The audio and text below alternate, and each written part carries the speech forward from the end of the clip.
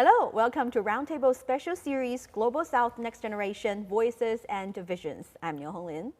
Every technology begins as a question.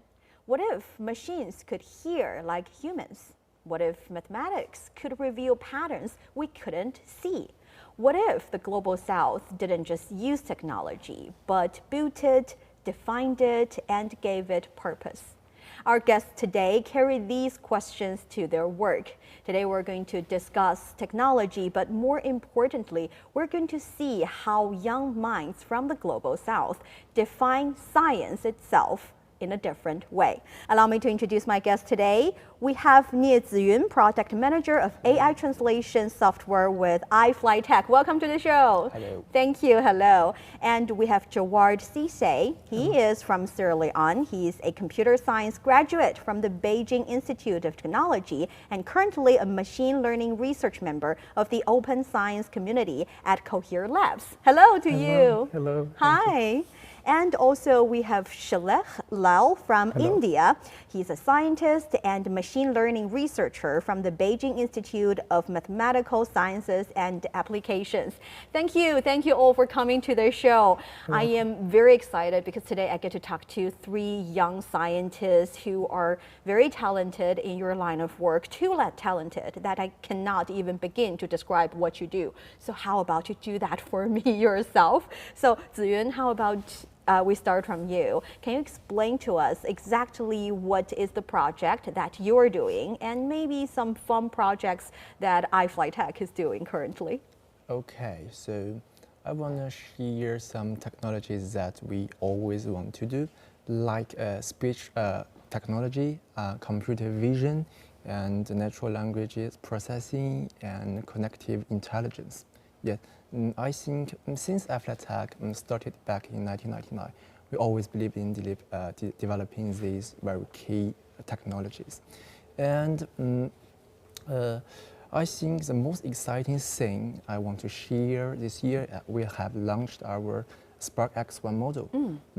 The first deep reasoning model trained entirely on China's own computer infrastructure.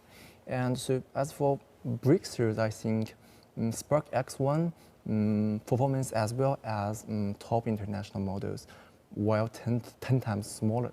I think that's a huge leap in efficiency. When I first hear about iFlyTech, I think it was because of the speech-to-text function of it, and later on you still focus on language-related technology, but it has already expanded from only Chinese to English to a lot of different languages, and to the kind of languages that we do not understand and go to different places in the world. And now we're also looking at in the field of medical related diagnosis and aiding different doctors from anywhere. So I am curious to know more about your story, but allow me to first now move on to our two guests. Jawad, I know you're AI scientist, and you have a very exciting project going on currently. Yeah, so currently at the same time specializing in AI while doing the work. So my research is in twofold. For example, I have the one that I'm doing in school, which has to do with autonomous agents, large language model based agents. And I have another one which has to do with similar area related to language, but usually vision-based research. So what we're doing for example, at Cohere Labs, we're trying to expand most of these state-of-the-art models out there to be able to have cultural values that exist in our community, for example. So much of that work is being done related to vision-based models at the moment. But in twofold, that's basically what I do. I specialize in the field at the same time studying in it and at the same time doing some work at Cohere Labs. So after you're done with your project, your AI model would be able to differentiate different culture elements, would be able to look at the picture and identify which cultural background it's from and maybe describe it? Yeah, that's one goal actually. But the most important goal for us is to also have our native speakers back home be able to use these models in different in their daily lives. For example, in agriculture, to be able to chat with this model. Let's say you take a picture of a plant and say you want to know the status of that plant. You want We to have understand that what's going in on. our lives now? Yeah. So something like that we hope will be used later on. So that's our vision, is to make sure that these models can be used by native speakers in our home countries. So you're helping AI to be able to see the world, the we understand it, and then explain it. Yeah. How about you? Because I know you're not only a scientist, but also working in mathematics. Mathematics, I fail mathematics, and I think mathematics fails me all the time. So it's not the kind of subject that I find very easy. But according to our previous conversation, I believe you can explain the world with mathematics. So how about something that you're trying to explain currently? What are you trying to do now? Actually, I would say that mathematics is really the language in which science is spoken. But more importantly, science, which is what we use to explain the world around us, is not really a thing we do. It's an approach to looking at what we are seeing and trying to understand what we are seeing. So, for example, something that's really surprising, if you have one molecule or two molecules or three molecules, or four, five, that motion is extremely difficult to analyze physically. If you have a billion molecules, that is actually extremely easy, because it's the air around us is that, right? But that's very easy. I mean, you know what will happen if you turn on a fan. You know what will happen if you do certain things.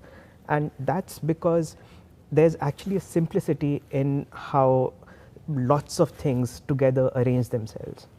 And what is extremely exciting is that, well, what's a lot of things that arrange themselves to do something today? Well, neural networks, human minds, they are filled with these tiny neurons, but and that's very hard to kind of unpack.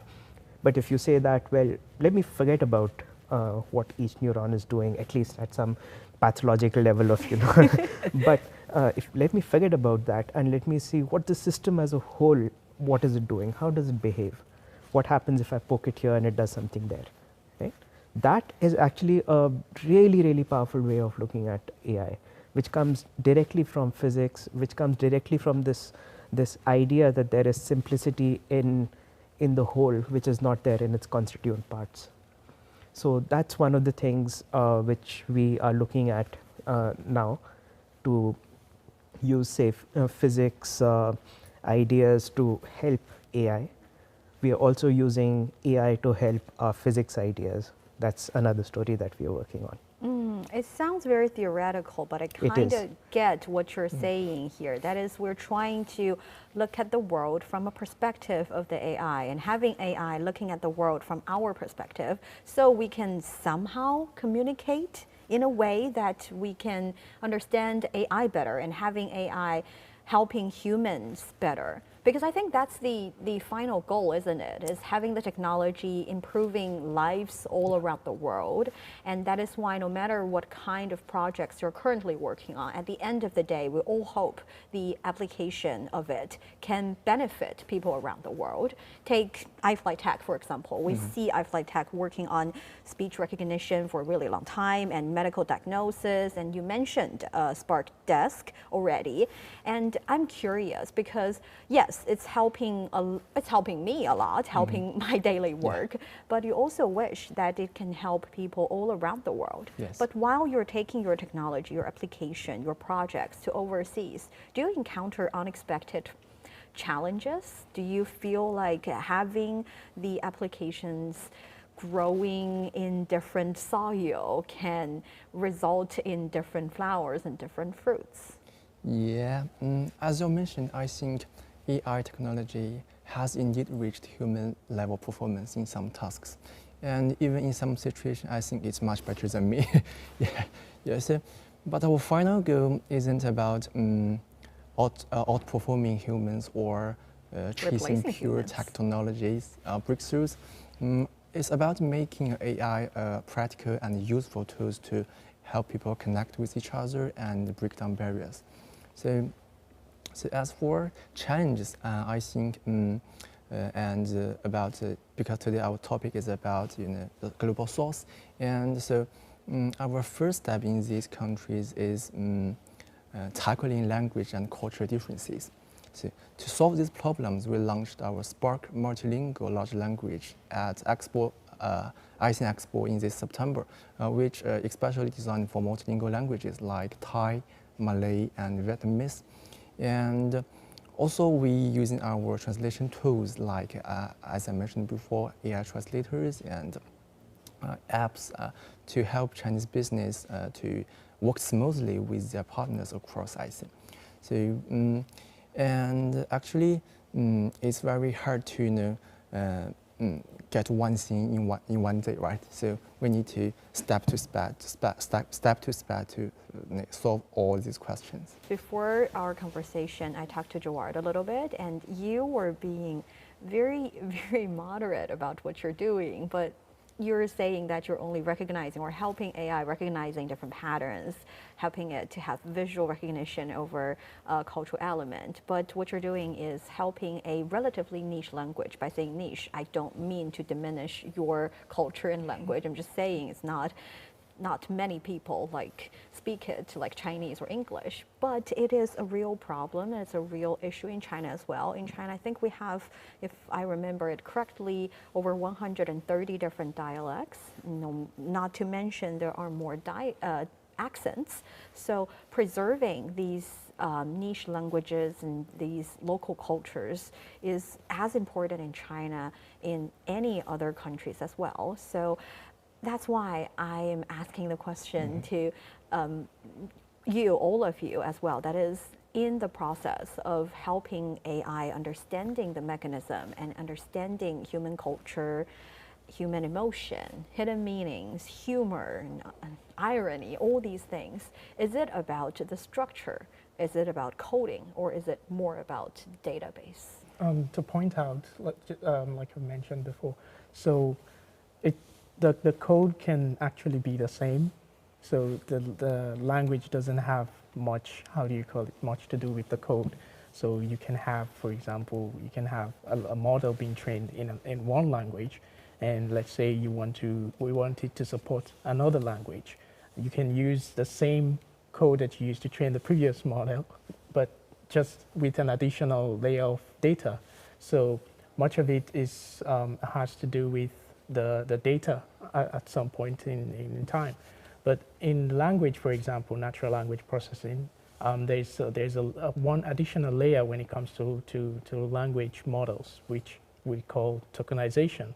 So there are certain languages that has different kind of encodings.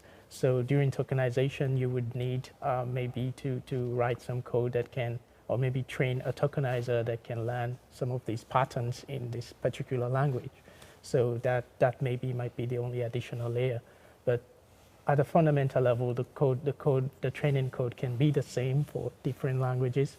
And all you need to do is to just structure your data well and train the model, just like that. Are we saying that it doesn't really matter what are the cultural backgrounds, what are the context, as long as we're able to find out the right database, to organize the right database, to put them into different sections and give it to AI, it will be okay. Do you all agree with that?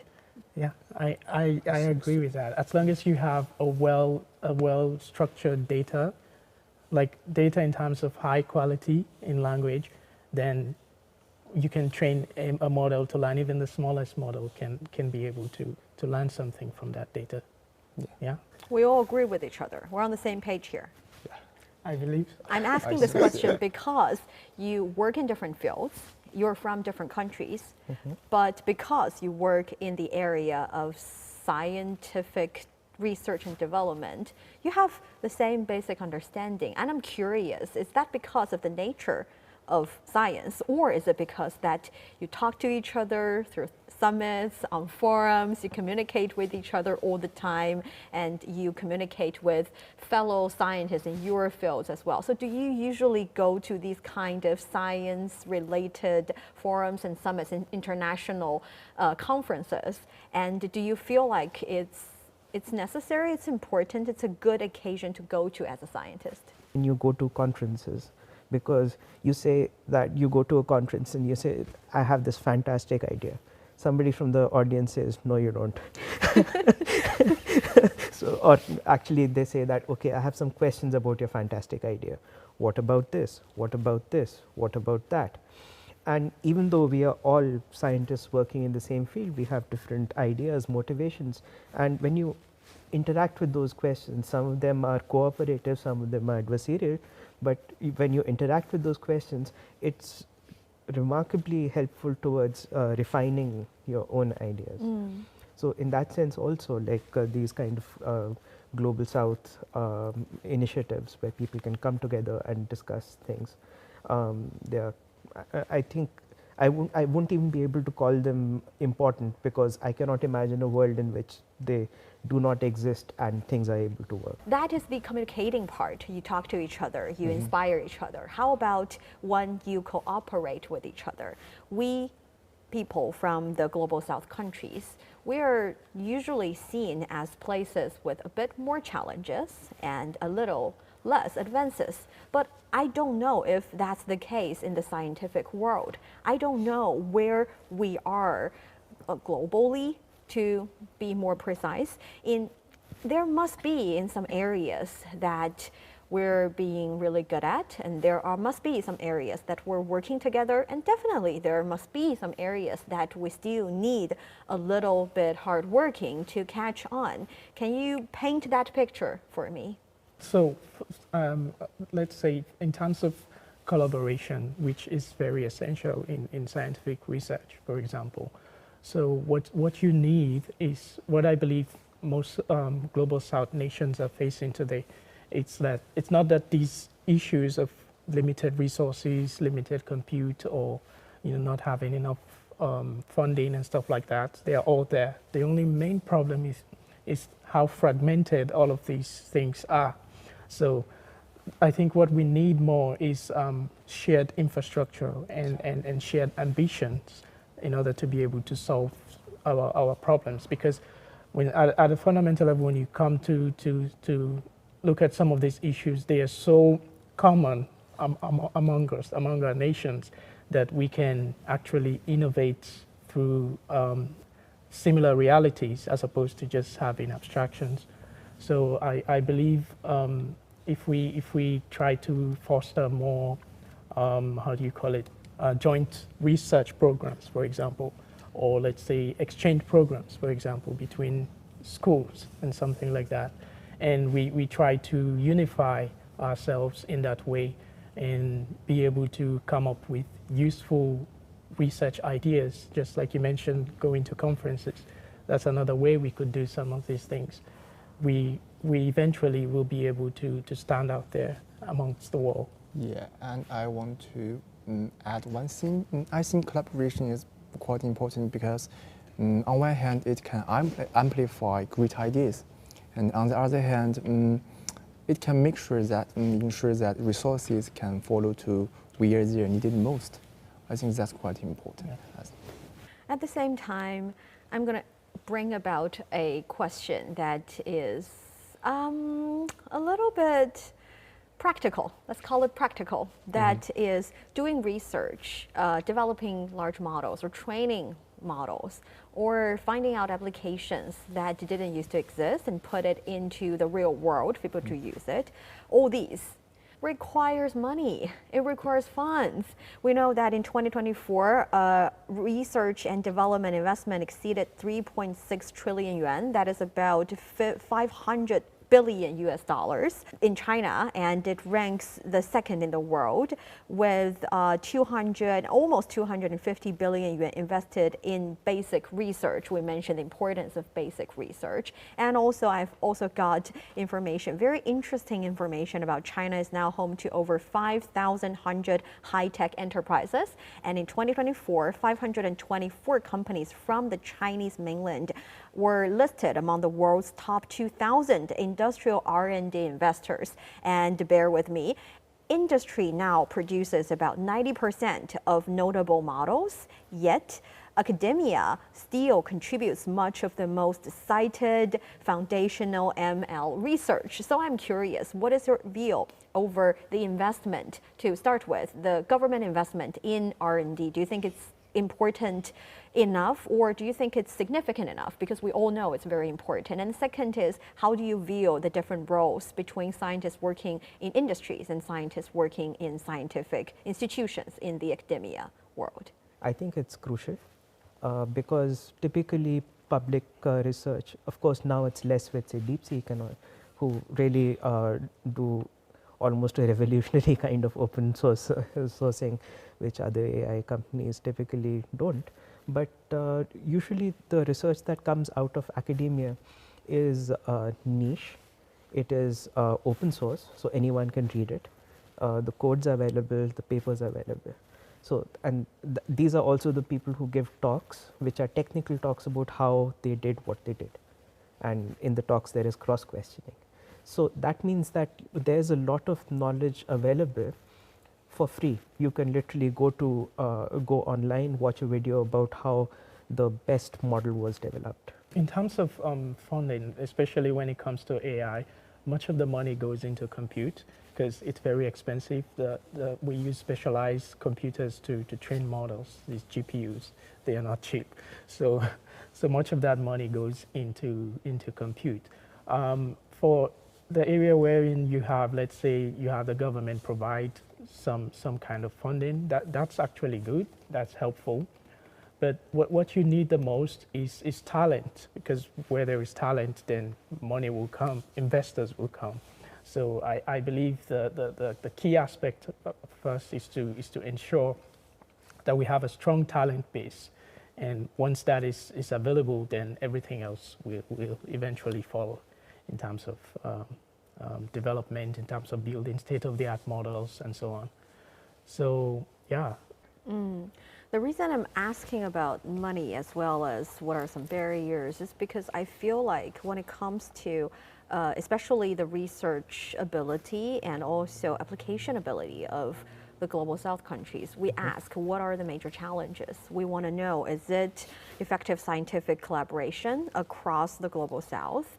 Is it that we are lack of fund or lack of data access to data, or maybe compute power? Or what can we do to bridge the barriers to make things work better? For example, actually you already mentioned that one of the major overseas projects iFlyTech did was in Africa, and many of the projects happened and you helped local people. And China as a country has established sci-tech cooperation relationships with more than 160 countries and regions and signed 119 intergovernmental sci-tech cooperation agreements, and all this would definitely help the foundational situation in different places to be better, to find their places in the development of technology.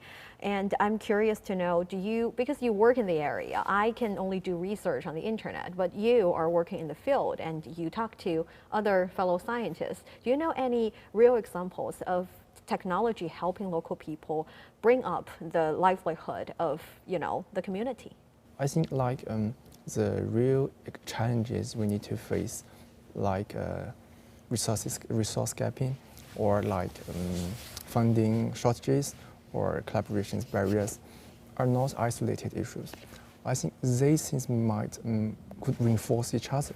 So if we really want to solve these problems, we might need more systematic approaches to solve it, like source platform, or or like eco partnerships.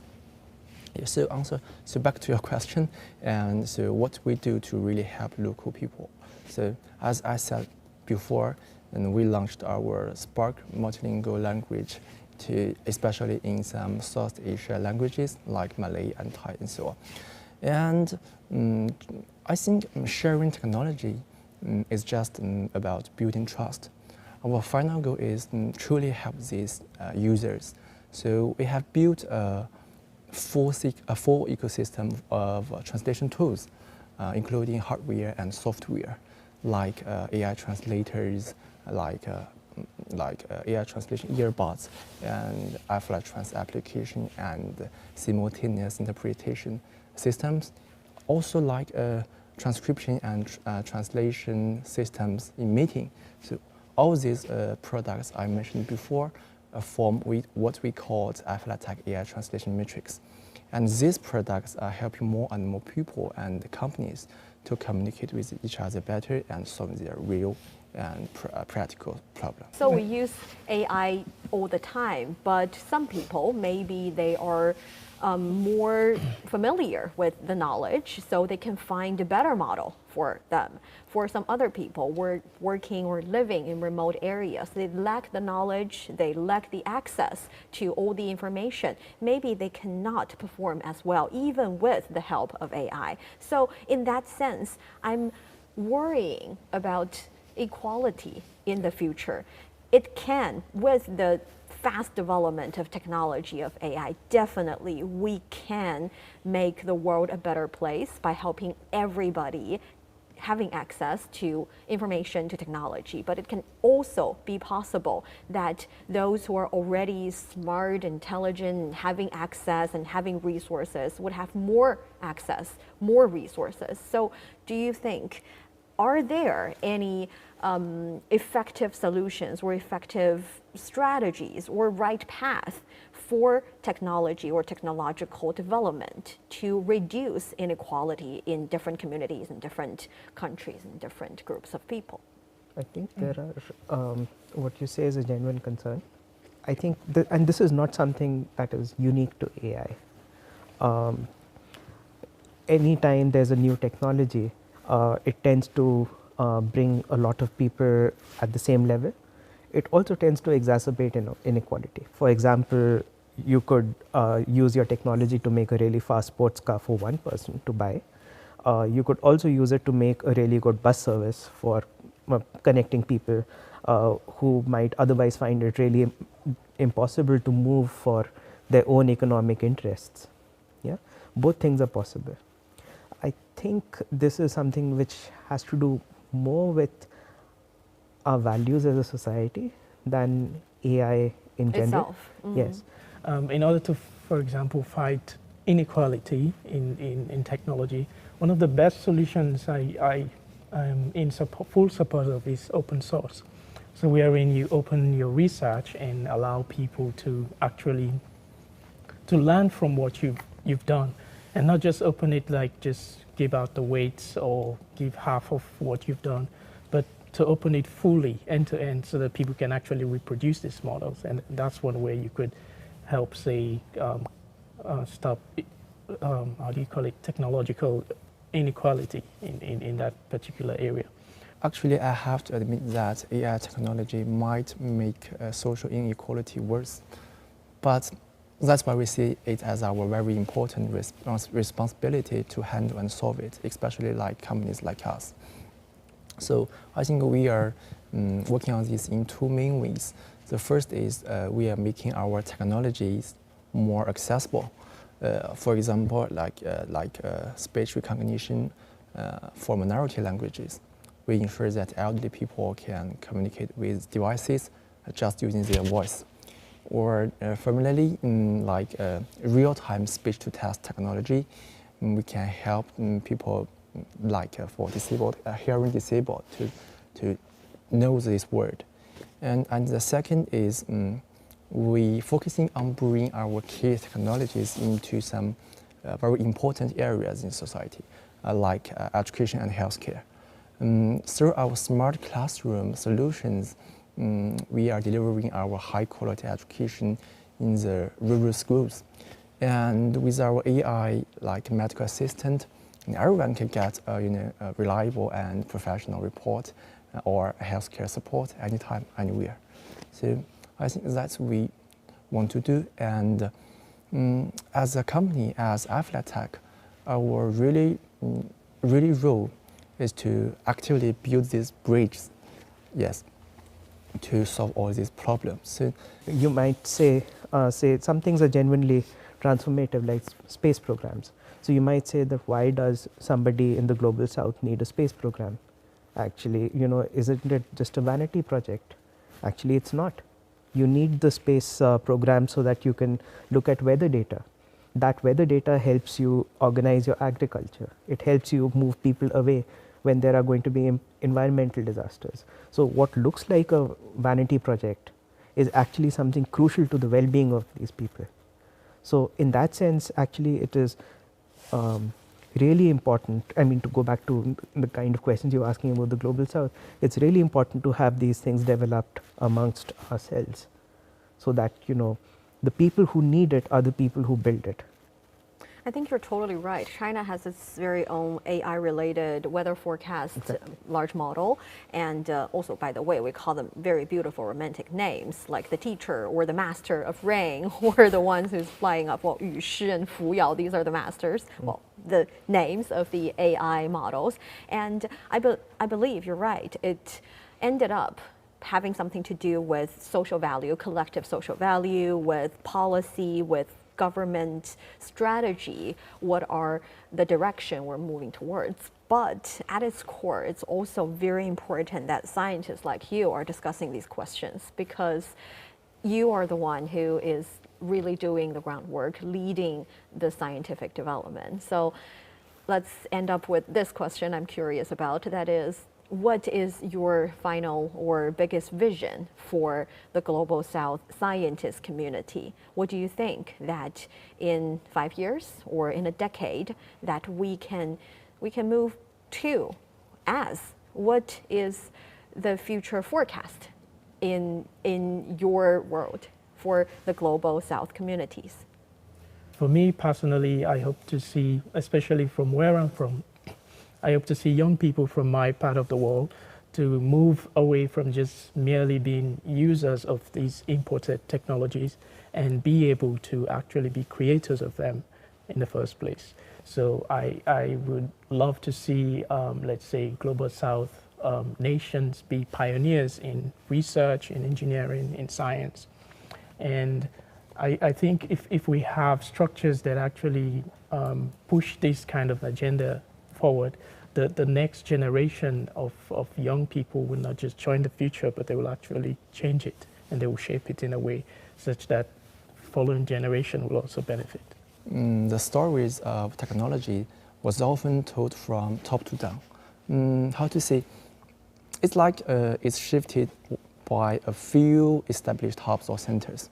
So that's why I hope in the coming future, especially youth from the global south, could really shift this role, from being a follower or a student to becoming a true shaper or rule maker.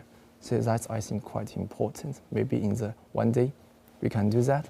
And as we mentioned before, through collaboration, we can build a thriving and win-win ecosystem for the tech professional. Yeah.